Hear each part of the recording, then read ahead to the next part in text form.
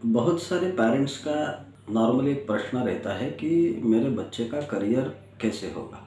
अभी करियर के बारे में अगर हमको जानकारी चाहिए तो कम से कम आप देखोगे तो 35,000 से भी ज़्यादा करियर अपॉर्चुनिटीज़ अवेलेबल है।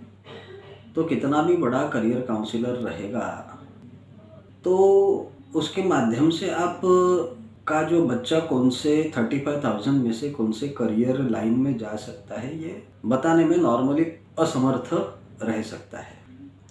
लेकिन और अगर समझो उसने बताया भी, अगर उसने बताया भी तो भी वो कंफर्म ही वही करियर के लिए आपका बच्चा बना हुआ है, ये कैसे हम पता कर सकते हैं? तो ये प्रैक्टिकली तो टाइम कंज्यूमिंग है।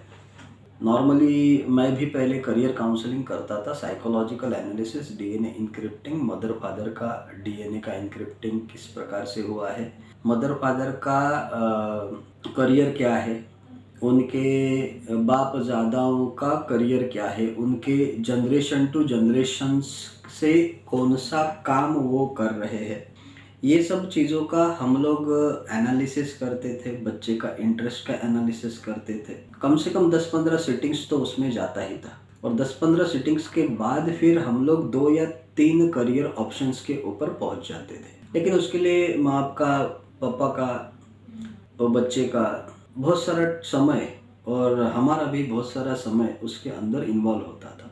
लेकिन जब से मैंने एस्ट्रोलॉजी का स्टडी करना चालू किया तो with in a two days अगर हम एनालिसिस कर पाते हैं और अच्छी तरीके से एनालिसिस कर पाते हैं तो हम 2 दिन के अंदर बच्चे को एक परफेक्ट मार्गदर्शन दे सकते हैं कि कौन सा करियर उसने चूज करना चाहिए, या फिर उसकी जो कुंडली है, या फिर उसका जो ग्रहों नक्षत्रों के आधार के ऊपर जो भी साइकोलॉजिकल, न्यूरोलॉजिकल, बायोलॉजिकल बॉडी की जो स्ट्रक्चरिंग हुई है वो कौन से काम के लिए बनी हुई है। तो astrology is only the best solution as per me. क्योंकि कैसा है कि मैं पहले एस्ट्रोलॉजर नहीं था, मैं अभी एस्ट्रोलॉजी के माध्यम से सभी लोगों को मार्गदर्शन करता हूँ, क्योंकि मुझे ऑलरेडी पहले का करियर काउंसलिंग का नॉलेज है।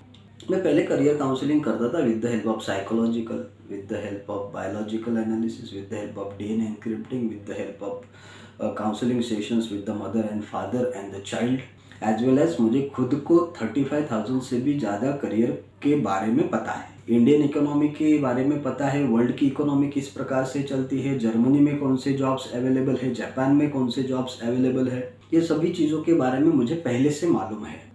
और हम प्रैक्टिकल दृष्टिकोण से करियर काउंसलिंग करते थे, एस्ट्रोलॉजिकल दृष्टिकोण से नहीं।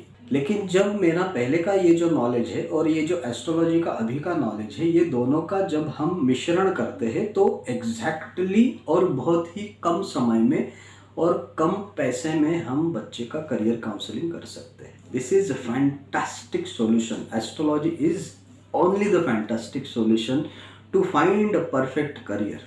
अभी कैसा है कि एस्ट्रोलॉजी में हम बोलते हैं कि इट्स अ प्रेडिक्शंस। आप कहाँ पे भी काउंसलिंग जाएंगे तो वो भी एक प्रेडिक्शंस रहता है, वो एक एजम्पशंस रहता है कि हाँ भाई ऐसे ऐसा करेंगे तो वैसे वैसे हो सकता है।